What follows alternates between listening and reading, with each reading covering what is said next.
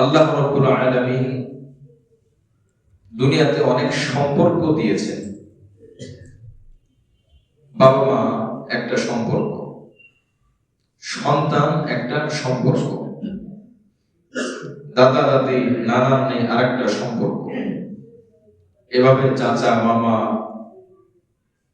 বিভিন্ন ক্ষেত্র বিশেষ সম্পর্কের ধরন পরিবর্তন হয়। এমনই একটা সম্পর্কের নাম হলো বিবাহ, স্বামী স্ত্রীর সম্পর্ক। আল্লাহ পাকের এক মেহেরবানি এই সম্পর্ক।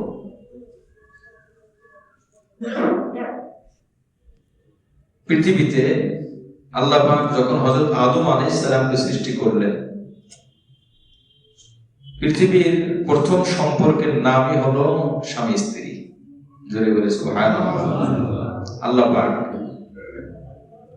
এভাবেই করেছেন। স্বামী স্ত্রীর হক অনেক, বাবা মারও হক অনেক, কিন্তু আল্লাহ স্বামী স্ত্রীর সম্পর্কটাকে আগে আনলেন কেন? বাবা মার সম্পর্ক পরে আনলেন কেন?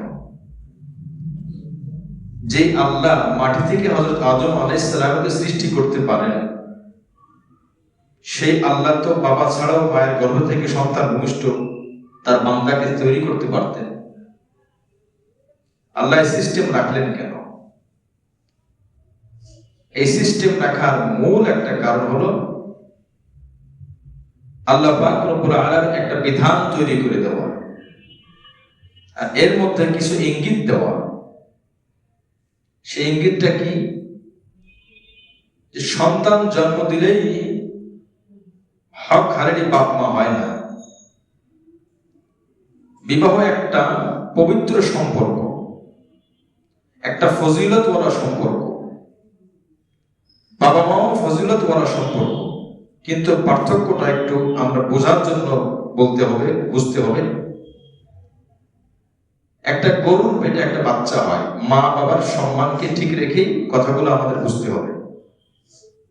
তো বলা যায় নিশ্চিত ভাবে যে এই বাছুর, এই যে বাচ্চাটার মা এই গরু, গরুর মালিক বলতে পারে এই বাচ্চাটার মাকে। গরুর মালিক, মুরগির মালিক বলতে পারে মুরগির, এই বাচ্চা মুরগির মাকে, কিন্তু এ কথা বলতে পারে না যে এই বাচ্চা মুরগির বাবাকে। কথা ঠিক কিনা? বলতে পারে না। আবার কখনো কখনো এমন হয় যে বাবা মাকে জানাও থাকে না।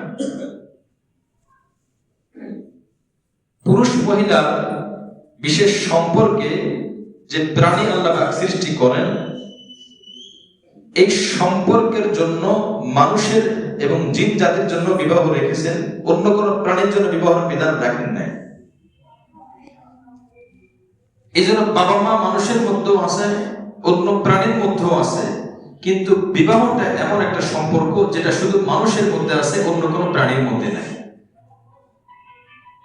এটা আল্লাহ প্রদত্ত।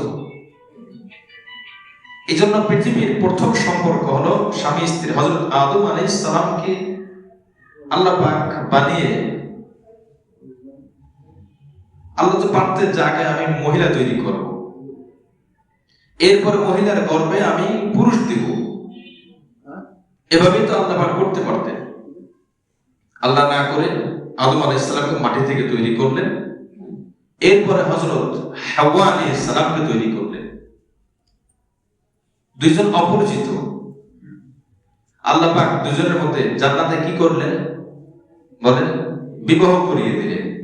দুজনের মধ্যে বিবাহ করিয়ে দিলেন। আল্লাহ পাক বিবাহের ব্যবস্থা করেছেন, সেখানে মোহরও আদায় করেছে। বিভিন্ন তাফসীরের মধ্যে আসছে, এক তাফসীরে এটাও আসছে যে হযরত আদম আলাইহিস সালামের মোহর ছিল আমাদের নবীর প্রতি দুরূদ শরীফ পাঠ করা। সুবহানাল্লাহ। তো আল্লাহ পাক এই যে দুইজন মানুষকে সৃষ্টি করে জান্নাতে বিবাহ করালেন। আরো আশ্চর্যের বিষয় হলো, মানুষ যখন হাসরের ময়দানে যাবে, ভাগ হয়ে যাবে, একদল যাবে জাহান্নামে আর একদল যাবে জান্নাতে। জান্নাতে যাওয়ার পরে সমস্ত নিয়ামতের মধ্যে একটা বড় নিয়ামত হলো পুরুষের জন্য মহিলা, মহিলার জন্য পুরুষ। এবং জান্নাতি নিয়ামত হলো পুরুষদের জন্য আল্লাহ পাক হুর রেখে দিয়েছে। আল্লাহ পাক বলেন যে এই যে সম্পর্ক, সব নিয়ামত তো ওখানে তো আর কোনো জিনিস খরিদ করা লাগবে না, অটোমেটিক। তার নিয়ম অনুযায়ী তো এটাও হওয়া উচিত ছিল যে জান্নাতের যত হুর আছে আল্লাহ পাক অটোমেটিক বানাই দেবে যে এই হুররা এই জান্নাতীদের স্ত্রী। আল্লাহ পাক বলবেন আমার বান্দারা তোমরা এই ক্ষেত্রে অটোমেটিক আমি দেব না, এই হুররা তোমাদের স্ত্রী হওয়ার জন্য একটা নিয়ম আমি রেখেছি। সেই নিয়মটা হলো দুনিয়াতে যেমন একজন বেগানা মহিলা বিবাহ ছাড়া হালাল হয় না, আমি এই আখিরাতে জান্নাতে এই হুরদেরকে সহজ করব না, আমি বিবাহের ব্যবস্থা করে দেব। সুবহানাল্লাহ। এইজন্য জান্নাতে একটা বিধান, যে বিধান দুনিয়াতে এখনো সচল আছে, চলমান আছে, এই বিধানটা ওখানেও থাকবে, সেটা হলো বিবাহ। ওখানে বিবাহ থাকবে। এখন বিবাহ পড়াবেন কি, ঘটক কি, বিবাহ করিয়ে দেবেন কি, কোন কাজী সাহেব? সেই কাজী আর সেই ঘটক, আর কেউ না, আমাদের রব্বুল আলামিন। জোরে বলে সুবহানাল্লাহ। কোরআন আল্লাহ বলছে ওয়াজাওয়াজনাহুম বিহুরিন আইন, আমি আল্লাহ জান্নাতীদের সাথে এই হুরদেরকে আমি আল্লাহ বিবাহ পড়িয়ে দেব, বিবাহ করিয়ে দেব। সুবহানাল্লাহ। তো বোঝা গেল দুনিয়াতে আপনার জিনিস আমার হওয়ার জন্য আপনার অনুমতি লাগবে, অথবা টাকা দিয়ে খরিদ করতে হবে, নচেত আমি মালিক হতে পারবো না। একটা মহিলা স্ত্রী হওয়ার জন্য ইজাব কবুল বিভিন্ন শর্ত মোহর আদি ইত্যাদি লাগবে, নচেত স্ত্রী স্বামী হবে না। কিন্তু জান্নাতে যে যত নিয়ামত আছে, এই নিয়ামত কেনার জন্য টাকা দেওয়া লাগবে না, তার সামনে আসবে আর সে ভোগ করবে। তবে আল্লাহ পাক এই সম্পর্কটাকে দেখেন, আমি যে কথা বলার জন্য এতদূর কথা টানলাম, এই সম্পর্কটা এত পবিত্র, এত মর্যাদাপূর্ণ। আল্লাহ পাক যদি চাইতেন যে এখানে বিবাহ লাগবে না, যার যে হুরকে পছন্দ নিয়ে নেবে, আল্লাহ পাক সেটা করেন নাই। আল্লাহ পাক বলেছেন যে তুমি নেবা, তবে শর্ত হলো এখানেও বিবাহ লাগবে। এই জন্য বিবাহটা একটা পবিত্র সম্পর্ক, বিবাহ একটা বরকতময় সম্পর্ক। আল্লাহ পাক রব্বুল আলামিন দুনিয়াতে বিবাহের ব্যবস্থা করেছে। সেই বিবাহ, আমি এই কথা এই জন্য বলছি, এখানে স্বামী স্ত্রী আলোচনা আল্লাহ পাক কোরআনে এভাবে তুলে ধরেছে, কার কি দায়িত্ব, কার কি কর্তব্য। হাদিসের মধ্যে রাসূল কারীম সাল্লাল্লাহু আলাইহি ওয়াসাল্লাম বলেন, লাম তারা লিল মুতাহাব্বাইনি মিসলান নিকাহ। পৃথিবীতে দুজন অপরিচিত মানুষ যতই বন্ধু হোক, যত ঘনিষ্ঠ বন্ধু হোক, একজন স্বামী স্ত্রীর মধ্যে যে ভালোবাসা আমি আল্লাহ দিয়েছি, অন্য কোন দুইজনের মধ্যে এত বেশি ভালোবাসা পাবা না। কি বলেন কথা ঠিক কিনা? অথচ একজন দক্ষিণ মেরু আর একজন উত্তর মেরু, কেউ কাউকে কোনোদিন দেখেও নাই, কেউ কাউকে চেনেও নাই। আল্লাহ পাক দুজনকে এক জায়গা করলেন, সম্পর্ক তৈরি হলো, দায়িত্ব আসলো। এখন একজন আরেকজনের জন্য এমন অস্থির হয়, এত ভালোবাসে। আপনারা দেখেছেন হয়তোবা বেশ কিছুদিন আগে যে স্বামী মারা গেছে, স্ত্রীর শোকে কাতর হয়ে তার কয়েকদিনের মধ্যে দুঃখ সইতে না পারে, সেও কয়েকদিনের মধ্যে মারা গেছে। স্বামীর কবরের পাশে গিয়ে কান্নাকাটি করতে করতে সেও মারা গেছে। কি এমন ভালোবাসা! এই ভালোবাসা একমাত্র কে দিয়েছেন বলেন? আল্লাহ পাক দিয়েছেন।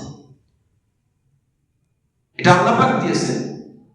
বাবা মা, সন্তানাদি, এগুলো জন্মসূত্রে রক্তের সাথে সম্পর্ক, তাই ভালোবাসা। মামা চাচা রক্তের সাথে সম্পর্ক, তাই ভালোবাসা। কিন্তু একটা স্বামী স্ত্রী, তারা তো কোনো রক্তের সাথে সম্পর্ক না, কোনো নসব না। আল্লাহ পাক রব্বুল আলামিন বলেছেন, বান্দা এই ভালোবাসা, এটা স্বামী স্ত্রীর মধ্যে আমি আল্লাহ দিয়েছি, এটা তোমার জন্য নিয়ামত। এর দ্বারা পুরুষ সে শাহওয়াত, কুপ্রবৃত্তি, এই যে গুনাহ, এই গুনাহ থেকে স্বামী বাঁচবে এবং গুনাহ থেকে স্ত্রীও বাঁচবে। এই জন্য আমি আল্লাহ বিবাহের ব্যবস্থা করে দিয়েছি। হাদিসের মধ্যে আসছে, রাসূল কারীম সাল্লাল্লাহু আলাইহি ওয়াসাল্লাম বলেন, ইদা তাসাওয়াজা আল-আবদু ইসতাকমালা নিসফাল ঈমান। যখন কারো সামর্থ্য হয়, বিবাহ করার বয়স হয়, আর সে যখন বিবাহ করে, আল্লাহ পাক তার ঈমানকে অর্ধেক পরিপূর্ণ করে দেন। সুবহানাল্লাহ। আর অর্ধেক কিভাবে পরিপূর্ণ হবে? ওয়াল্লাতাকিল্লাহ ফিন নিসফিল বাকি, বাকি অর্ধেক সে তাকওয়ার মাধ্যমে পূর্ণ করবে। এই জন্য আল্লাহ পাক রব্বুল আলামিন বিবাহ রেখেছেন দুনিয়াতে। পৃথিবীতে যত ধর্মের মানুষ হোক, প্রত্যেক ধর্মের বিবাহের একটা ব্যবস্থা আছে। এটা এমন একটা বিষয়, বিবাহের একটা ব্যবস্থা আছে, একটা নিয়ম কানুন আছে। এখন এই যে সম্পর্ক তৈরি হলো পরস্পর, এখন দায়িত্ব কি, কর্তব্য কি? পৃথিবীর প্রথম সম্পর্ক বিবাহ, এবং আল্লাহ পাক জান্নাতে আদম আলাইহিস সালাম হাওয়া আলাইহিস সালামের মধ্যে করে দিয়েছে একটা পবিত্র সম্পর্ক। কথা বলবে তো নেকি হবে, তার দিকে তাকাবে তো নেকি হবে, সওয়াব হবে। হাদিসে আসছে আত-তাখাল্লি লিন-নিকাহ আফদালু, আত-তাশাক্কুলু বিন-নিকাহ আফদালু মিন আত-তাখাল্লি লিল-ইবাদাহ। যখন স্বামী স্ত্রী আন্তরিকতার সহিত ভালোবাসার শুরু কথা বলে, আচার আচরণ করে, তখন নফল নামাজ পড়লে যে সওয়াব হয় তার থেকে বেশি সওয়াব আমি আমার বান্দাকে দান করি। সুবহানাল্লাহ। এই জন্য পৃথিবীতে সব থেকে সুখী খুশি ওই ব্যক্তি যার যে স্বামীর জন্য তার স্ত্রী ফেদা, আর যে স্ত্রীর জন্য তার স্বামী ফেদা। তার দুনিয়াতে কিছু নাই, এমন মানুষ আছে সন্তানের কেউ নাই। আমার এক আত্মীয় আছে, 10-12 বছর হয়ে গেছে, 14 বছর বেশি হবে মনে হয়, কোনো সন্তান হয় না। আমার সম্পর্কে মামা হয়, তো বলা হয়েছে যে আর একটা বিবাহ করেন যদি আল্লাহ পাক সন্তান দান করেন। মানে আমি ভালোবাসা বোঝার জন্য বলছি। সে বলে না, আল্লাহ যদি এই ঘরে আমাকে দেয় আমি করবো, না হয় না করবো, আমি আর একজন আনবো না, এটা আমার ইচ্ছা। আল্লাহ পাক ইচ্ছা অধিকার দিয়েছে। এটা কি জন্য? তার ভিতরে সে আন্তরিকতা, যে আমার ভালোবাসার মধ্যে আমি কোনো শরীক আনবো না। অথচ মানুষ সন্তানের জন্য পাগল করা হয়ে যায়। এমনও আছে যে প্রথম বিবাহ করছে সন্তানের আশায়, দ্বিতীয় বিবাহ করছে সন্তানের আশায়, হয় নাই, তৃতীয়টা করছে, হয় নাই, এমন বহুত আছে আমার ভাই। এই জন্য রাসূল কারীম সাল্লাল্লাহু আলাইহি ওয়াসাল্লাম বলেছেন, আমাদের নবী আলাইহিস সালাম সব থেকে বেশি বিবাহ করেছে। তবে আমাদের নবীর বিবাহের উদ্দেশ্য ছিল ভিন্ন, সেটা ভিন্ন আলোচনা। তো আমাদের এই আয়াতের মধ্যে আল্লাহ পাক রব্বুল আলামিন বলে দিয়েছেন যে এই সম্পর্কটা সুন্দর করার উপায় কি। দুই দিক থেকে যখন হাত আসে তখন শব্দ হয়, তালি লাগে, আওয়াজ হয়। দুইটা বোতলের মুখ যখন এক জায়গায় করা হয় তখন একটার থেকে আরেকটার মধ্যে ঢোকে, আলাদা যখন করা তখন আর ঢোকে না।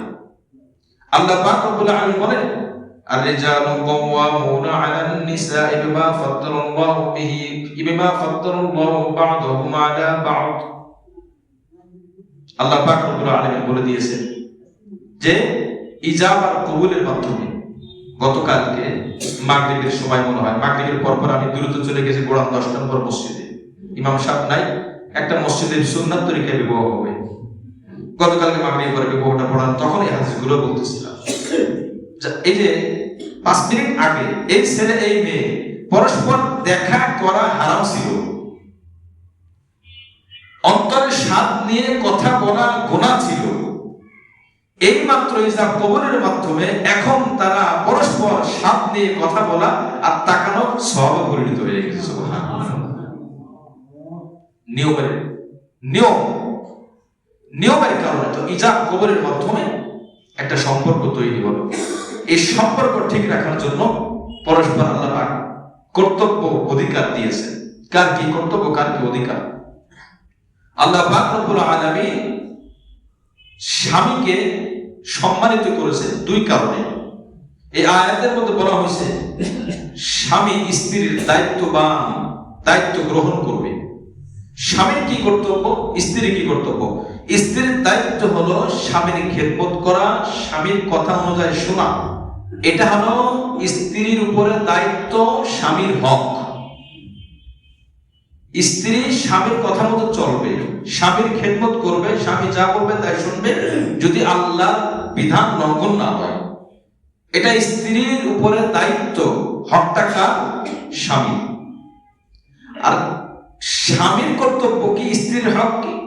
স্বামীর উপরে দায়িত্ব হলো স্বামী তার স্ত্রীর জাগতিক সমস্ত প্রয়োজন পুরা করবে, দ্বীনের ব্যাপারে চলতে সহযোগী হবে, সকল রকমের সাহায্য করবে, সকল রকমের দায়িত্ব পালন করবে। এটা হলো স্বামীর কর্তব্য, স্ত্রীর হক, স্ত্রীর অধিকার। তার মানে বোঝা গেল স্ত্রীর কর্তব্য না যে স্ত্রী কামাই করে স্বামীকে খাওয়াবে, কথাটা বুঝছেন কিনা? আয়াতের মধ্যে আসতেছে স্বামীর কর্তব্য না যে স্বামী স্ত্রীর কথা মতো চলতে হবে। হ্যাঁ চলবে যদি কোনো প্রয়োজনীয় কথা হয়, হ্যাঁ এটার জন্য স্ত্রীরও কল্যাণ স্বামীর কল্যাণ, সেই ক্ষেত্রে কেবল স্বামী সেটা কল্যাণের স্বার্থে শুনবে। কিন্তু মূলত ঘরের কর্তা, ঘরের সিদ্ধান্ত, ঘরের জিম্মাদার স্ত্রী নাকি স্বামী? স্বামীকে আল্লাহ দিয়েছেন, স্বামীকে আল্লাহ দিয়েছেন, কর্তৃত্ব স্বামী। এটার অনুবাদ দুই ভাবে করা যায়। শাসন, স্বামী স্ত্রীর উপরে শাসক, শাসন, এই অনুবাদটা ইসলামিক ফাউন্ডেশনের মধ্যে পাওয়া যাবে। ইসলামিক ফাউন্ডেশন থেকে যে অনুবাদ আছে ওটার মধ্যে পাবেন। কিন্তু এই অনুবাদটা করলে অপব্যাখ্যাকারীদের সুযোগ নাই। এই আয়াতের অনুবাদ দুই ধরনের হয়। এক নম্বর হলো, এর অর্থ হলো স্বামী স্ত্রীর খোর পোষের দায়িত্ববান। আর রিজাল কওয়ামুনা আলাল নিসা, আমি যে আয়াত তেলাওয়াত করলাম 34 নম্বর আয়াত, স্বামী স্ত্রীর ঘর, থাকার জায়গা, খাবার ব্যবস্থা, পোশাক আদি এই যে ব্যবস্থা, এগুলো দায়িত্ব কার? স্বামী। সাথে সাথে পরিচালনা করবে স্বামী। এটা হলো স্বামীর কর্তব্য, দায়িত্ব। স্বামী স্ত্রীর সমান অধিকার না, কোন জায়গায় স্ত্রীর অধিকার বেশি, কোন জায়গায় স্বামীর অধিকার বেশি, কিন্তু পরিচালনা করবে স্বামী, এই ব্যাপারে কোনো দ্বিমত নাই। পশ্চিমা বিশ্বে স্বামী স্ত্রীর সম অধিকারের যে ব্যাখ্যাটা দাঁড় করায় সেটি হলো, স্বামী বলবে আমার যা ইচ্ছা যেখানে ইচ্ছা সেখানে যাব, স্ত্রী বলবে আমার যা ইচ্ছা যেখানে ইচ্ছা যা ইচ্ছা আমি তাই করব, আমার দেহ আমার, তোমার সাথে একটা সম্পর্ক দরকার, রাষ্ট্রীয় একটা আইন বা সেই সম্পর্ক ঠিক আছে কাগজে কলমে, বাকি আমার দেহ আমি যে কোনো জায়গা এটা দিতে পারি, যে কারোর সাথে আমার শারীরিক সম্পর্ক হতে পারে, এটা আমার অধিকার। স্বামী বলে হ্যাঁ ঠিক আছে আমি মেনে নিলাম, এটা তোমার অধিকার। তো স্বামী স্ত্রীর সম অধিকারের এই ব্যাখ্যা হলো পশ্চিমা বিশ্বে। আর ইসলামের মধ্যে বলে সম অধিকার না, কোথাও স্ত্রীর অধিকার বেশি। কিভাবে বেশি? স্ত্রী বসে বসে খাবে, ঘরের মধ্যে থাকবে, অন্য কোনো কাজ নাই, কিন্তু স্বামী তার সমস্ত দায়িত্ব গ্রহণ করবে। এখন আসেন যে স্বামী কেন কর্তৃত্ব, স্বামীর কেন কর্তব্য, স্বামীর কেন মর্যাদা বেশি? আল্লাহ পাক দুইটা কারণ বলেছেন। আর রিজালু কাওয়ামুনা আলান নিসাই বিমা ফাদ্দালাল্লাহু বা'দাহুম আলা বা'দ। এক নম্বর কারণ হলো আল্লাহ পাক পুরুষের মধ্যে এমন এক্সট্রা কিছু যোগ্যতা দিয়েছেন যে যোগ্যতা মহিলার মধ্যে দেওয়া হয়নি। ডাক্তারগণ বলে, চিকিৎসা বিজ্ঞান বলে, গড়ে পুরুষের অক্সিজেন, পুরুষ যে পরিমাণ অক্সিজেন নেয় গড়ে মহিলারা তার থেকে অর্ধেক বা 75% অক্সিজেন নেয়। তার মানে পুরুষের দৈহিক শক্তির প্রয়োজন বেশি, তার অক্সিজেনও প্রয়োজন বেশি। মাথার ভিতরে আছে মগজ। আল্লাহ পাক রব্বুল আলামিন পুরুষের মাথার ভিতরের মগজটা খুব আঁকাবাঁকা, খুব পেঁচানো, পেঁচিয়ে সাজিয়েছেন। এজন্য অনেক সূক্ষ্ম সূক্ষ্ম বিষয় শারীরিকভাবে পুরুষরা বেশি বোঝে শারীরিকভাবে মহিলাদের থেকে। এখানে এই কথা আবার বলা চলবে না যে অমুক মহিলা তো অনেক হাজার পুরুষ থেকেও বেশি বোঝে। আমি কথাটা কিন্তু সার্বিকভাবে বলছি। ক্ষেত্র বিশেষ একজন মহিলা হতেই পারে, সেটা ভিন্ন কথা। আমার ভাই, গড়ে পুরুষের ওজন 55 থেকে 60 কেজি পৃথিবীতে, গড়ে মহিলার ওজন 45 থেকে 50 কেজি, কম বেশ হতে পারে ক্ষেত্র বিশেষ। আল্লাহ পাক রব্বুল আলামিন মহিলাদের সাক্ষীর ব্যবস্থা করেছেন 2 জন মহিলা 1 জন পুরুষ, আর পুরুষের ক্ষেত্রে 1 জন পুরুষই যথেষ্ট। 2 নম্বর, মহিলাদের ধর্মীয় ইবাদত কম। কিভাবে? একটা পুরুষ মাসে 30 দিন, দৈনিক 5 ওয়াক্ত, 30 গুণ 5 কত হয়? 150 ওয়াক্ত নামাজ একটা পুরুষের উপর ফরজ। আর যে মহিলার প্রত্যেক মাসে মেন্স হয় ওই মহিলার কিন্তু 150 ওয়াক্ত নামাজ ফরজ না। যখন 7 দিন বা 8 দিন হয় মাসের মধ্যে অসুস্থ অবস্থায় নামাজ মওকুফ, স্থগিত। তার মানে বোঝা গেল 150 ওয়াক্তের মধ্যে 100 ওয়াক্ত নামাজ তার পড়তে হয়, বাকি 50 ওয়াক্ত মাফ করে দেওয়া হয়েছে শারীরিক অসুস্থতার কারণে। দুই নাম্বার, আল্লাহ পাক খাটনির কাজ পুরুষের কাঁধে দিয়েছেন, মহিলার কাঁধে না। কারণ পুরুষ খাটবে, মহিলাকে চালাবে, মহিলা ঘর-পোষের ব্যবস্থা করবে পুরুষ। এজন্য পুরুষের শক্তি বেশি দিয়েছে, মহিলার শক্তি তুলনামূলক কম দিয়েছে। কোন পুরুষকে আল্লাহ পাক, মহিলাকে আল্লাহ পাক নবী বানান নাই। বানাইছেন নাকি? পৃথিবীর ইতিহাসে কোন খলিফা, মহিলা কোন খলিফা ছিল না। ইসলামী রাষ্ট্রনায়ক কোন মহিলা ছিল না। মুআজ্জাজ হাজিরিন, এই জন্য সমাজের শাসন করবে পুরুষ, কারণ তার সে অধিকার আছে, তার সে সক্ষমতা আছে। এই হলো এক নম্বর। এই যে পুরুষ কেন ঘরের কর্তা হয়, দায়িত্ব পালন করে, তার এক নম্বর কারণ হলো সে মর্যাদায় বেশি। তার কারণ কিছু কিছু অতিরিক্ত যোগ্যতা তাকে দেওয়া হয়েছে, যে যোগ্যতা মহিলার দেওয়া হয় না।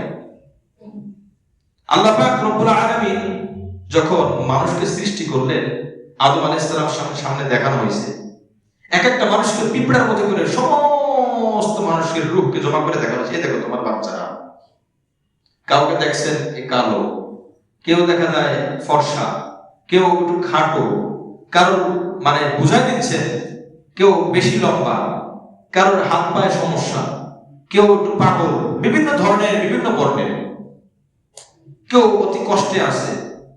আল্লাহ পাককে আদম আলাইহিস সালাম বললেন, আল্লাহ, তাফসীরের মধ্যে আসছে, আমি তাফসীর করছি, আপনাদেরকে মনে আছে কিনা জানি না, আল্লাহ এই বৈষম্য কেন?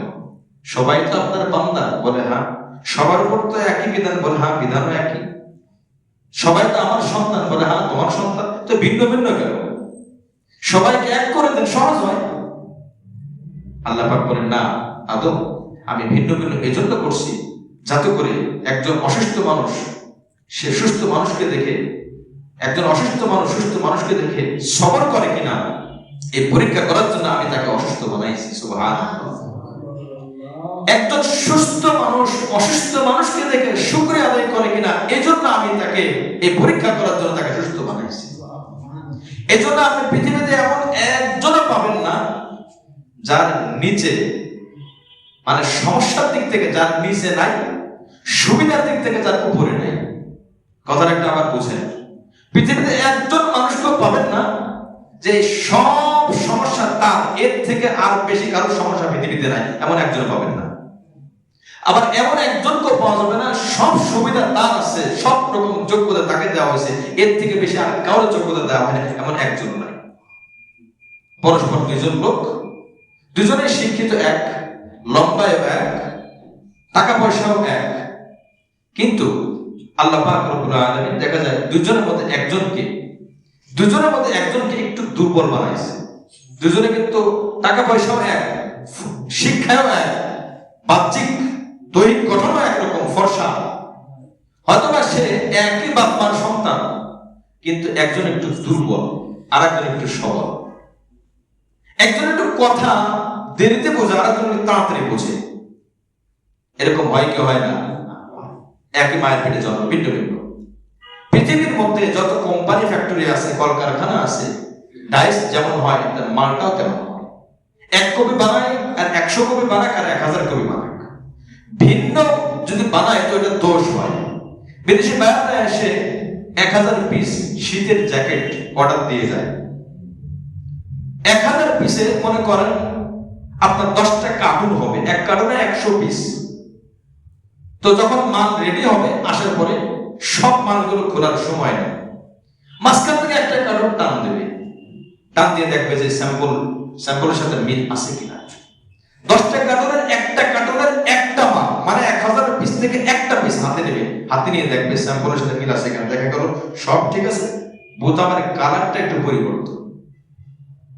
তার অধিকার আছে পুরো 1000 পিস মালকে ক্যান্সেল করার। কথা বলে ঠিক কিনা? অধিকার আছে। তো ভিন্ন হওয়ার কারণে ক্যান্সেল না, সব এক হতে হবে, এটা নিয়ম। আল্লাহ পাক নিয়ম করেছেন, বান্দা এক মেশিন থেকে 1000 পিস মাল বের হবে, সব একরকম না হলে ভেজাল।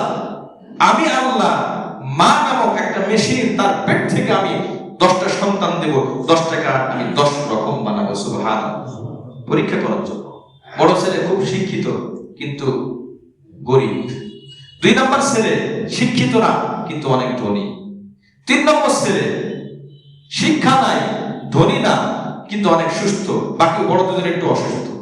4 নম্বর ছেলে সব আছে, বিবাহ করছে কিন্তু বাচ্চা হয় না। 5 নম্বর ছেলে বিবাহ করছে, সন্তান আছে, মাগার সন্তান কথা শুনে না, দিছে একটা মুসিবত।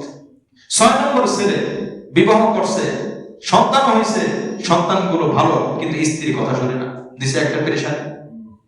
আমার ভাই 7 নম্বর ছেলে সবাই হয়েছে, স্ত্রীরও কথা শুনে, সন্তানরাও কথা শুনে, 3 সন্তান। এক সন্তানকে আল্লাহ এত অসুস্থ বানাইছে, সারা দিন রাত মাস বছর ওই এক সন্তানের টেনশনে ব্যস্ত, ভাই কি হয় না? এই জন্য একজন মানুষকে আপনি পাবেন না চির সুখী। হযরত খিজির আলাইহিস সালামের কাছে এক লোক আসছে, যে আমাকে আমি সুখী হইতে চাই। বলে দুনিয়াতে তুমি সুখী হইতে পারবে না। বলে না, আমি হতে চাই। ঠিক আছে, কার মতো হবে দেখো, খুঁজে আসো, যাও। তো গেছে, এক ধনীর কাছে গেছে। ধনীর কাছে গিয়ে বলতেছে, আপনি কি অবস্থা, আপনার সম্পদ অনেক? বলে সম্পদ অনেক, কিন্তু আমার মতো দুঃখ বাইরে আর কেউই নাই। কি করে, এত টাকা পয়সা মালিক, এত জায়গা জমির মালিক আপনি, এত বড় বিল্ডিং এর মালিক আপনি, আপনার এত দুঃখ কিসে? বলে এই যে আমার সামনে খাবার দেখো না। বলে হ্যাঁ দেখি। এই খাবারগুলো সব আমার টাকা। আমাকে ডাক্তার শুধুমাত্র বলছে 2টা রুটি খাবেন আর সবজি খাবেন, আর কিছু খেতে পারবেন না। গরুর গোশত, মুরগির গোশত, তেল খাবার, স্বাদের খাবার, বিরিয়ানি, কুরমা ফলন সব আমার জন্য নিষেধ। এত কষ্ট লাগে, টাকা আমার, সম্পদ আমার, আমার সামনে আমার সন্তানরা খায়, আমার গোলাম খায়, আমার চাকর বাকর খায়, কাজের লোক খায়, সবাই খায়, বাগান আমি খাইতে পারি না। বলো তুমি কি আমার মতো এরকম সুখী হতে চাও? অথচ তুমি একজন গরিব মানুষ, খেটে খাওয়া মানুষ, যা আসে সামনে ওইটাই তুমি বিরিয়ানি মনে করে কে বলতেছো, তোমার কোনো সমস্যা নাই। তাহলে তো আপনার মতো মজা বেড়ে। বলে হ্যাঁ। এবারে চলে গেছে আর এক জায়গায় দেখতেছে ওই লোকটা অনেক ধনী, অনেক ধনী।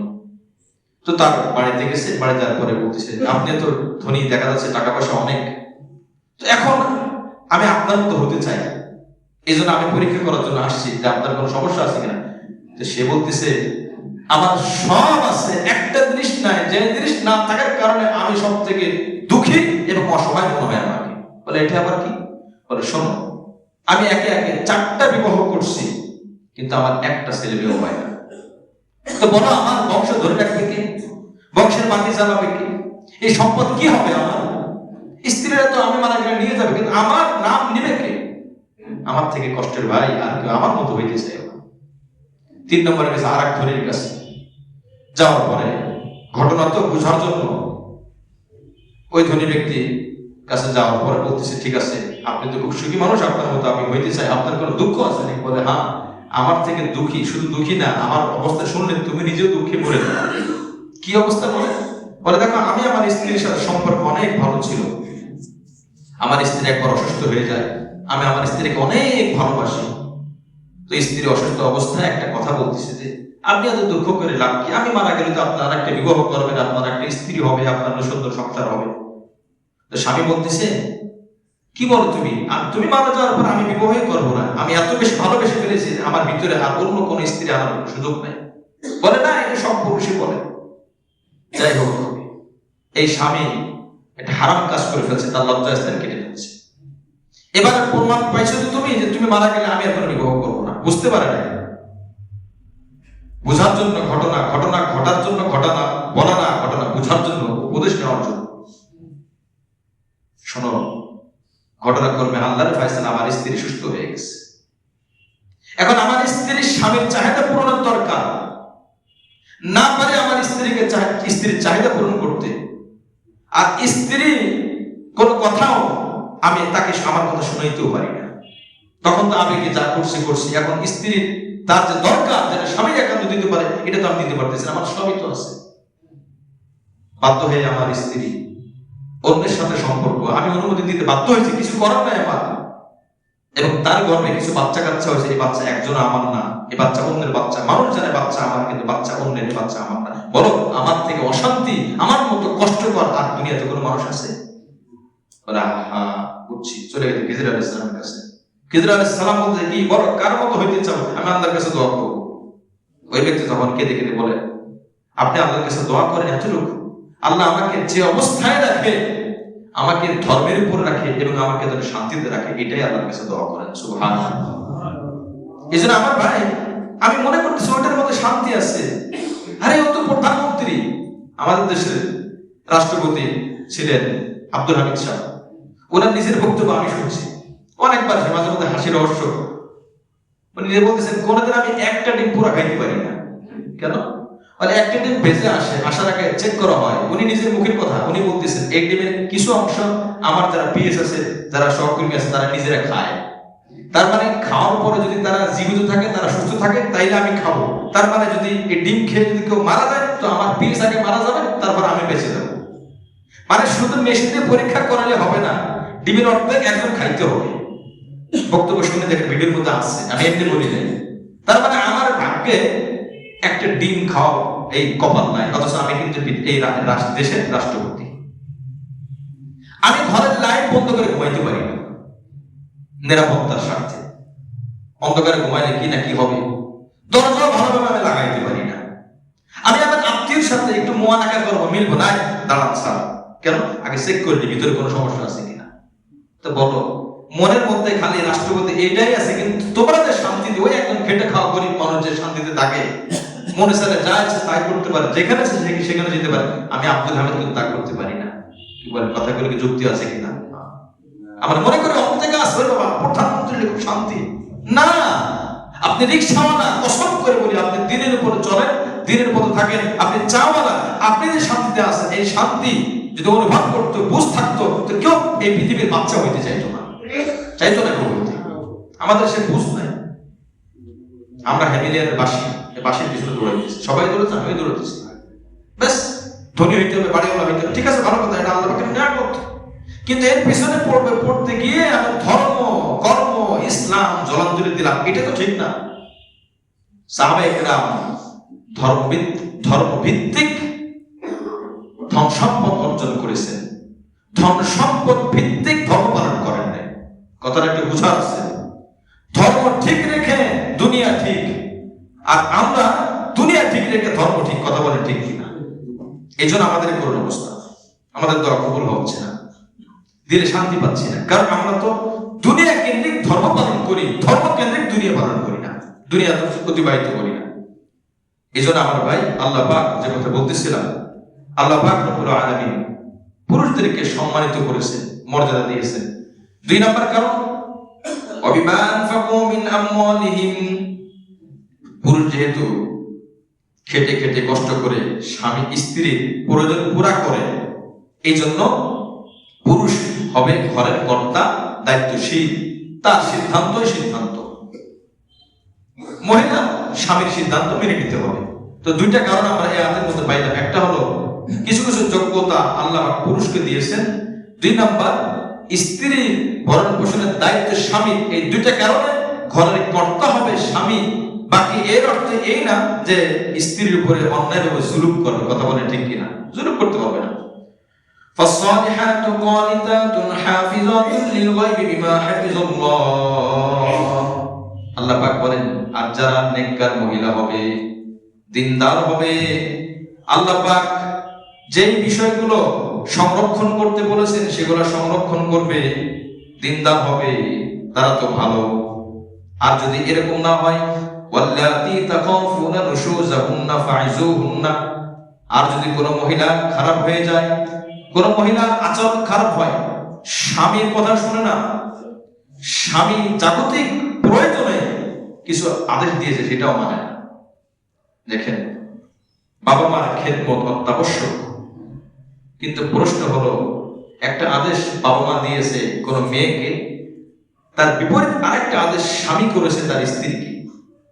এই মেয়ের স্বামী একটা আদেশ দিছে আর তার বাবা মা আরেকটা আদেশ দিছে, 2 আদেশটাই ভিন্ন ভিন্ন। স্বামী বলছে পশ্চিম দিকে যাও, কথার কথা, বাবা মা বলছে পূর্ব দিকে যাও। একজনেরটা মানলে আর একজনেরটা অস্বীকার করা হয়। এখন এই স্ত্রী কারটা মানবে? অথচ মায়ের হক তো অনেক। তো কিতাবের মধ্যে আসছে, বাবা মার খেদমত করবে, বাবা মার সেবা করবে, বাবা মার প্রয়োজন পুরা করবে, আর কথা মানবে স্বামীর। কথা মানবে কার বলেন? স্বামী। এখন তো উল্টা, বহুত মহিলা দেখা যায় নিজের বাবার বাড়ির সবকিছু ঠিক রাখার জন্য বাপের বাড়ির খালুর কথা মানার জন্য স্বামীর কথা অমান্য করে। ভাই কয় না, খালু গায়ের মাহাত্ময় পুরুষ, খালুর ভাই, তার কথা মানার জন্য স্বামীর কথা উপেক্ষা করে। অথচ রাসূল বলেন লাউ আমারতু আহাদান আন ইয়াসজুদা লি আহাদিন লা মারাতুল মারআতা আন তাসজুদা লি যাওজিহা। পৃথিবীতে আমি কাউকে যদি বলতাম কোন মানুষকে সিজদা করো, তাহলে আমি সমস্ত মহিলাদেরকে বলতাম স্বামীর এত হক। আমি রাসূল সবগুলা পয়েন্ট পয়েন্ট ধরে ধরে বুঝাইতে পারবো না, এক কথায় বুঝাই দিলাম। প্রত্যেকটা মহিলাকে বলতাম তুমি তোমার স্বামীর সিজদা করো, এক কথায় বুঝাই দিয়েছে। হাদিসের মধ্যে বাপ মার হকের ক্ষেত্রে এই কথা বলা হয় নাই যে তুমি তোমার মায়ের চিন্তা করো, যদি বলতাম না বলে নাই। এই স্ত্রীকে বলা আছে স্বামীর এই মর্যাদা। মজ হাজির, আজ এই মহিলা জানে না স্বামীর হক কি, আর পুরুষও জানে না স্ত্রী আমার কাছে কি কি পায়।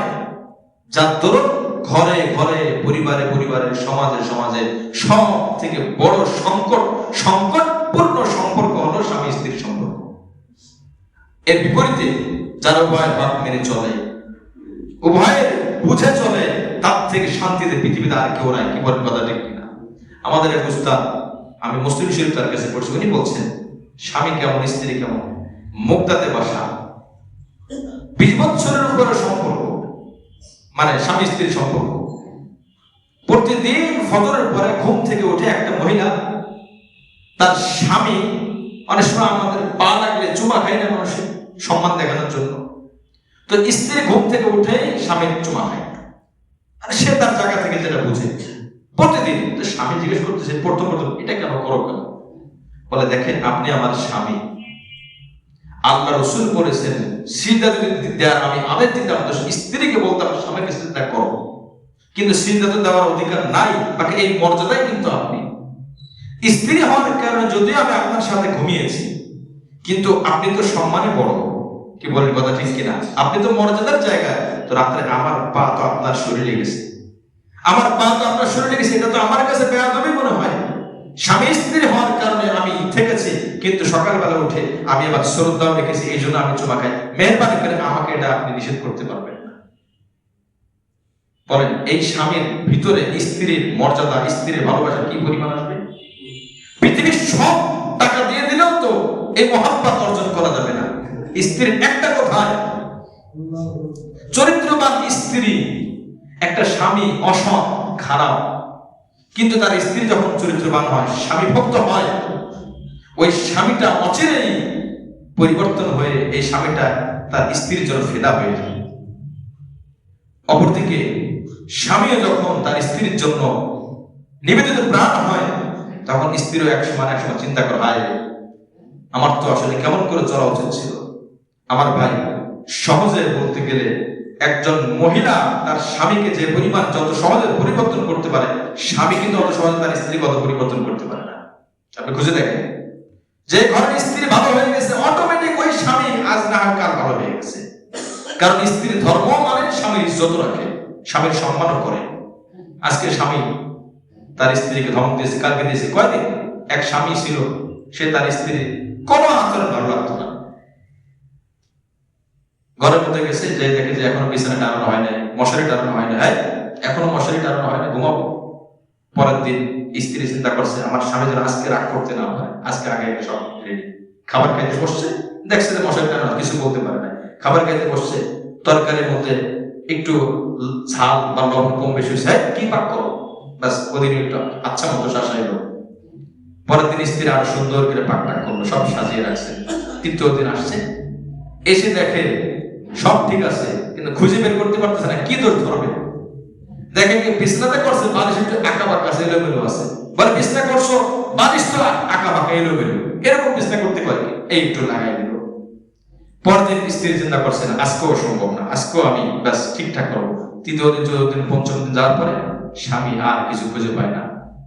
শেষমেশে স্বামী একটা কথা বলছে যে এত ভালো ভালো না, সব ঠিক আছে, আজকে বিছানাও ঠিক আছে, রান্নাও ঠিক আছে, ভাতে সব ঠিক আছে। হ্যাঁ, স্বামী কি বল এত ভালো ভালো না। তখন স্ত্রী মুচকি এসে দিয়েছে। স্বামী বলছে আসলে আমি বুঝতে পারছি তুমি আমার মন জয় করার জন্য বহুত চেষ্টা করেছো, আমি আসলে অনেক খারাপ। স্ত্রীকে তো বলে না তুমি খারাপ, কিন্তু স্ত্রী তার পক্ষে থাকার কারণে স্বামী নিজের থেকে বলতে আসলে আমি খারাপ, আমার অনেক ভুল হয়েছে, তুমি হয়তো কষ্ট পাইছো, যদিও আমি তোমার বড় সম্মানে, কিন্তু যেহেতু তোমাকে আমি কষ্ট দিয়েছি তুমি আমাকে মাফ করে দাও। বলেন এই যে স্ত্রীর মন জয় করলে কিভাবে? মেয়ে তার স্ত্রী তার বাপের বাড়ি ফোন দিচ্ছে, মায়ের বাড়ি ফোন দিচ্ছে যে আমি সংসার করবো না, সমস্যা, সেই সমস্যা। তো এখন নিয়ে গেছে হুজুরের কাছে। হুজুর বলছে কি, শোনেন আপনার একটা কাজ, সে কাজটা হলো যতক্ষণ আপনার স্বামী ঘরে থাকবে, আপনার স্বামী যদি বেশি বিরক্ত করে, অতক্ষণ আপনি মুখের মধ্যে পানি নিয়ে রাখবেন, মুখ খুলবেন না, এটা হলো আপনার কাজ। তো স্ত্রী ব্যাস যেই কথা সেই আমল। এখন উনি প্রতিদিন স্ত্রী চুপ থাকে, মুখের মধ্যে পানি নিয়ে বসে থাকে, স্বামী যা বলে কোনো উত্তর দেয় না। একদিন, 2 দিন, 3 দিন, 4 দিন, 5 দিন, এরপরে স্বামী বলছে আল্লাহর রাস্তায় আমারে মাফ করে একটা কথা বলো, কি সমস্যা হয়েছে তোমার বলো। তখন স্ত্রী বলছে আসলে আমার হুজুর এই পরামর্শ দিয়েছে যে কোনো কথা না বলতে। তখন ওই স্বামীর মাথায় নড়া লাগছে, হ্যাঁ ঠিকই তো, আমাকে সোজা করার জন্য মনে হয় এই তাবিজ নিয়ে আসছে। তো তখন স্বামী বলছে আসলে আমার ভুল হয়েছে, এতদিন আমি তোমার সাথে অনেক খারাপ আচরণ করছি, আজকের থেকে আমি খারাপ আচরণ করবো না, তুমি আমার সাথে আমার কাছে অন্তরের ভিতরে জায়গা করে নিয়েছো, যাও, আমার দ্বারা তুমি আর কোনোদিন কষ্ট পাবে না। জোরে বলে সুবহানাল্লাহ। মহিলা যখন সঠিক হয়ে যায়, তার সন্তান সঠিক হবে, তার স্বামী সঠিক হবে, কথা বলে ঠিক কিনা? তবে মহিলাও যখন বিবাহ করে তার বাবার শ্বশুর বাড়ি আসবে, শ্বশুর বাড়ির লোকের দায়িত্ব হবে, একটা মেয়ে তার বাবাকে ছেড়ে, তার মা ছেড়ে, তার পরিবার ছেড়ে, তার ভাই বোন ছেড়ে, সবাইকে ছেড়ে আসছে, এদিকেও শ্বশুর বাড়ির লোকের খোঁজ খবর নেওয়া, সবকিছু সে ত্যাগ করে আসছে, সবকিছু বিলীন করে দিয়ে আসছে। এখন এই মেয়েটাকে শুধু বৌমা হিসাবে গ্রহণ করা ঠিক হবে না, এটাকে মেয়ের আদর দিতে হবে।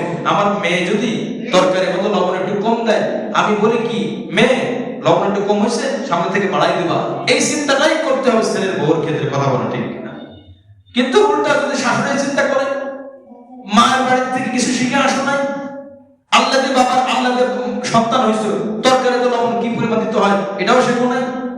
খেয়াল করা উচিত, আমার মেয়েটা যদি অন্য জায়গায় বিবাহ দিই, ওই মেয়েকে যদি তার শাশুড়ি এই কথা বলে, তো এখন এই মেয়ের মা দিলে কেমন কষ্ট লাগবে। ঠিক আপনি শাশুড়ি আপনার ছেলের বউকে এই কথা বলার দ্বারা ওই মেয়ের বাপ মার দিলেও কিন্তু ওই পরিমাণ কষ্ট লাগবে। আমার ভাই, আজ আমরা ডাক্তার খন্দকার আব্দুল জাহাঙ্গীর সাহেব মাঝে মধ্যে বলতেন, আমরা সবাই অধিকার সচেতন, কর্তব্য সচেতন না। আমি কি কি আপনার কাছে পাই, দেন দেন, টাকা পাই, এটা পাই, দেন, কিন্তু আমার কি কি দায়িত্ব, দায়িত্ব সচেতন না, অধিকার সচেতন, আমি কি কি প্রাপ্য আপনার কাছে। এজন্য কোরআনে কারীম ব্যালেন্স থেকে সবাইকে বলছেন স্বামীর দায়িত্ব আছে, স্ত্রীরও কি বলেন দায়িত্ব আছে। এই দায়িত্বগুলো আমাদের জানতে হবে। বই পাওয়া যায় স্বামী স্ত্রীর হক, স্বামী স্ত্রীর অধিকার, স্বামী স্ত্রীর হক। আপনি খবর নিয়ে দেখেন, বিবাহ করতেছেন, 40 বছর সংসার করছে, ঘরের মধ্যে অশান্তির আগুন প্রতিদিন লাগে, গ্যাসের আগুন লাগে না। এই স্বামী স্ত্রীর মধ্যে যে আগুন লেগে থাকে, হাতের পাত্রে সেখানে দিলে রান্না হয়ে যাবে, এই পরিমাণ আগুন লাগানো আছে। এই 40 বছর আগুন নেবে না। এর কারণ কি? এর কারণ হলো আল্লাহ যে সিস্টেমে, যে ফর্মুলায় তার জীবনটাকে চালাইতে বলছে, এই ফর্মুলা সে চালাই নাই, যার জন্য কষ্টের মধ্যে আছে। সাহাবীদের মধ্যে এক সাহাবী মহিলা, লম্বা ঘটনা আসলে, স্বামী ঘর ছেড়ে চলে যাবে, কারণ তার চিন্তা হলো যে ঘরে বিপদ আসে না, ওই ঘরে তো আল্লাহ পাক মর্যাদা দেয় না। বিপদ আসতে মর্যাদাও আসে, নিয়ামত আসে, তো খালি সুখ আর সুখ। স্বামীকে বলছে আমি আপনার ঘর করবো না, কিন্তু স্বামী জানে না। স্বামী বলে কি জন্য, তোমাকে তো সব আমি দিই, বলে না আমি করবোই না আপনার ঘর। পরে ঠিক আছে, তার রসুলের কাছে চলো, তোমার সমস্যা রসুলের কাছে বলো। তো ওই স্ত্রী রওনা দিয়েছে, প্রতিমধ্যে স্বামী পড়ে গিয়ে তার পায়ে চরম বড় একটা আঘাত লাগছে বা ভাঙার উপক্রম। স্ত্রী বলছে থাক, তালাক দরকার নাই, আমি সংসার করবো, চরম বাড়ি চলে। স্বামী বলে বুঝলাম না, আমি বিপদগ্রস্ত হইলাম, এখন তো আরো আমার ছাড়ার কথা না, রসুলের কাছে যাইতে হবে তোমার, চলো। রসুলের কাছে নিয়ে গেছে। ওই স্বামী বলতে হুজুর দেখেন তো, এ আমার ঘর করতে চায়, অবশ্য সে বলে আমি কোনো কষ্ট তাকে দিই না, কিন্তু ঘর করবে না, সংসার করবে না। কিন্তু আজকে সারাসারির জন্য আপনার কাছে আসতেছিলাম, নিরুপায় হয়ে সে যদি থাকবে না, আমি তো জোর করে রাখার অধিকার নাই। তো পথে আমার একটু দুর্ঘটনা ঘটে, অ্যাক্সিডেন্ট হয়, পা ব্যথা পাই আমি, এখন সে বলে না ঘর করবে। তো নবী আলাইহিস সালাম স্ত্রীকে বলছে এই কারণ কি? বলে দেখেন হুজুর, আমি জেনেছি যে ঘরের মধ্যে মাঝে মধ্যে বিপদ আপদ আসে, বিপদ আপদ চাওয়া যায় না, কিন্তু আসে, ওই ঘরের মধ্যে আল্লাহ পাকের বরকতও আসে, আল্লাহ পাকের নজরও আসে।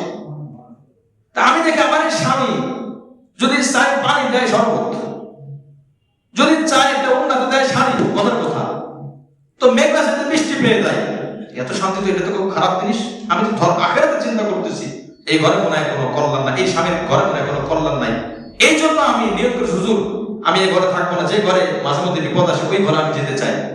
তো যখন আমি প্রতিপদে আসলাম আর আমার স্বামীর পাটা ভেঙে গেল, পা ব্যথা পাইলো, তো বুঝলাম না কিছু কোনো কল্যাণ আছে, এই জন্য আমি আমার সিদ্ধান্ত চেঞ্জ করে এখন আবার সংসার করতে চাই। জুড়ে বলে সুবহানাল্লাহ। এই হলো মহিলা। যাই হোক, এতদূর হওয়া তো জরুরি না, অন্তত যে তার যে কর্তব্য আছে এই কর্তব্য পালন করা। ওয়াল্লাতী তাখাফুনা নুশুজাহুন্না, যদি কোনো মহিলার ব্যাপারে তোমরা খারাপ আচরণের শিকার হও, এই মহিলা আমার কথা শুনে না, আল্লাহ পাক বলেন ফাইজুহুন্না, তাদেরকে বুঝাও, ওয়াজ করো। নম্বর 2, ওয়াজে কাজ হচ্ছে না, ওয়াহজুরুহুন্না ফিল মাদাজি, বিছানা আলাদা করো। স্বামী রাগ করে স্ত্রীকে বলে তুমি অন্য জায়গায় থাকো, আমি তোমার সাথে থাকতে রাজি না। 2 নম্বরে, এতো যদি স্ত্রীর বুঝে না আসে, ওয়াদরিবুহুন্না, শারীরিক প্রহারের ব্যাপার আসছে, স্বামীর কথা শুনে না। কয় নম্বর স্তরে? 3 নম্বরে। কিন্তু প্রথমে ওয়াজ করা, 2 নম্বরে বিছানা আলাদা, 3 নম্বরে কি করা? শারীরিক প্রহার, নিয়ম মেনে। এখানে লম্বা তাফসীর আছে, এটা আলোচনা আসবে, কিন্তু এখনকার সময় চুনের থেকে পানার থেকে চুন খসলেই শুরুই হয় মারামারি দিয়ে। কথা বলে ঠিক কিনা? ওয়াজ নসিহত গেল কই? দেখেন কোরআনে কি বলছে, দাঁড়াবে উপদেশ দাও, বুঝাও। মেয়েটা তোমাকে চেনে না, বুঝে না, তুমি মেয়েকে চেনো না, বুঝো না। একই ভুল তোমার বোন যদি করে তুমি কিন্তু কিছু বলো না, একই ভুল তোমার মেয়ে যদি করে তুমি মেনে নাও, তোমার মা যদি করে মেনে নাও। এই ভুলটা তো এই বান্দি কেউ তো করতে পারে। এই জন্য আমরা স্টার্ট দিয়ে হলাম মাইক দিয়ে। কথা বলে ঠিক কিনা? সব জায়গায় না, সবাই না, কোন কোন ক্ষেত্রে। আল্লাহ পাক মায়ের কথা 3 নম্বরে বলছে। প্রথম উপদেশটা বুঝাও, এরপরে বিছানা আলাদা করো। ওয়াদরিবুহুন্না ফাইন আতা'নাকুম, যদি তারা তোমাদের অনুগত হয়, আনুগত্য করে, ফালা তাবগু আলাইহিন্না সাবিলা, তাহলে তাদেরকে তোমরা ছেড়ে দিও না। ইন্নাল্লাহা কানা আলিয়ান কাবীরা, আল্লাহ পাক রব্বুল আলামিন বলেন, আমার বান্দা আমি আল্লাহ তোমাদেরকে বলছি অন্য কোনো পথ দেখো না। সুতরাং জেনে রাখো আল্লাহ সকলের উপরে সকলের বড়। ইন্নাল্লাহা কানা আলিয়ান, আল্লাহ সুউচ্চ, কাবীর, আল্লাহ অনেক বড়। জোরে বলে সুবহানাল্লাহ। এখন এই আয়াতের মধ্যে স্বামীর হক কি, স্ত্রীর হক কি, এটা শিরোনাম আকারে আমরা ইনশাআল্লাহ আল্লাহ তৌফিক দান করলে আগামী সপ্তাহে আমরা জানবো। এরপরে যদি দেখা যাচ্ছে উপদেশ দিলাম, বিছানা বলাতে করলাম, একটু প্রহার করলাম, তাও কাজ হচ্ছে না, তারপর কি করতে হয় সেই কথা সম্পর্কে 35 নম্বর আয়াতের মধ্যে আলোচনা এসেছে। এই আয়াতটা নামাজের আয়াত না, রোজার আয়াত না, হজের আয়াত না, সৎকার আয়াত না, এটা হলো সামাজিক আয়াত, স্বামী স্ত্রীর করণীয় আয়াত। স্বামী স্ত্রীর কথা শুনে না, স্ত্রীর যা দরকার স্বামী তা দেয় না, এই প্রেক্ষাপটে আমরা কি করব এটার সিদ্ধান্ত আল্লাহ পাক নিজে দিচ্ছেন। এই সিদ্ধান্তটা আমাদের জানা দরকার। কি বলে কথা ঠিক কিনা? যখন আমরা জানবো না তখন এক একজন এক একটা আইন করবে। গ্রাম দেশে দেখবেন বোনাবুনি হচ্ছে না, ডাকা হয় মাতব্বর সাহেব, পঞ্চায়েতের মধ্যে ডাকা হয়, ডেকে এরপরে এক একজন যে যেমন বুঝে, দেখা যায় মাতব্বর সাহেব যিনি, তার সন্তানাদি অনেক, তার টাকা পয়সা অনেক, মাঝে মাঝে মেম্বার চেয়ারম্যান হয়েছে, আর মুরব্বী আপনি কি বলেন, বলে কিনা, আপনি কি বলেন, উনি কি বলবে, উনি কি বলবে, উনি বলার কি? ব্যাস মুরব্বী সাহেব বলে ঠিক আছে, তার একটা কাজ করো, স্ত্রী যেহেতু বোনাবুনি হচ্ছে না, তা একটা কাজ করো, স্ত্রী তার বাপের বাড়ি দিয়ে আসো। অথচ এখানে আল্লাহ পাক প্রথম বলা হচ্ছে উপদেশ দাও। এখন মুরব্বী সাহেব সিদ্ধান্ত দিল কি, স্ত্রীকে বাপের বাড়ি রেখে দাও, আর স্বামী তার নিজের বাড়ি থাকবে, কিছু দেখি ঠিক হয় কিনা। এটা কি কোরআনের আয়াত অনুযায়ী হয়েছে? অথবা মুরব্বী সাহেব বললো এটা কাজ করা হোক, এই স্ত্রী যেহেতু কথা শুনে না, ওরে কে 10টা জুতার বাড়ি দেওয়া হোক, ব্যাস আমি যেটা বলবো সেটাতে শুনবে।